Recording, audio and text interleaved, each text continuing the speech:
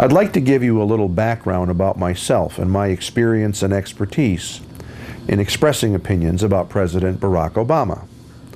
I've been involved in Illinois politics as a corruption fighter for 45 years. And I knew Barack Obama as a state senator in the Illinois legislature. I followed his career, analyzed his links to the Daily organization, and made a series of what turned out to be very accurate predictions about how he would campaign and just what would happen during the course of the 2008 election. After Obama was elected, he had a certain honeymoon period in 2009. It was at that time that I initially wrote, "President Obama, please release your birth certificate now. We know there is information there that you want to hide. But most people are not as concerned about what the specific information is as they are about the fact that you're hiding it. So if you release it now during a period when you're at the maximum of your political influence and image, you'll get by the birth issues at a time when it will do minimal or no damage to your political viability."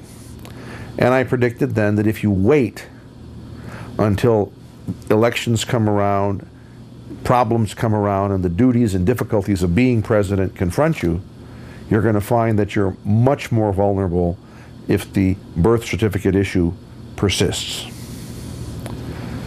What happened during 2010? Did the birth certificate issue have an impact? I believe that it did.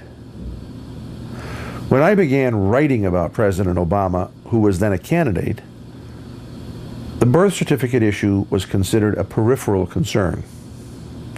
But eventually the media realized that my work on the internet, the so-called internet powerhouse, contrariancommentary.com, was having major impact on the voters' psychology. And ultimately, in the birth certificate dispute as it continues year after year, we're dealing with a psychological problem. Initially a psychological problem on the part of Barack Obama, who has a hidden past he doesn't want us to know about, and then a psychological problem on the part of the American people that feel increasingly uneasy about their president because they know he is hiding something, and they'd like to very sincerely and honestly and openly know what is it that he's hiding. Now, the birth certificate question wasn't on the ballot in 2010.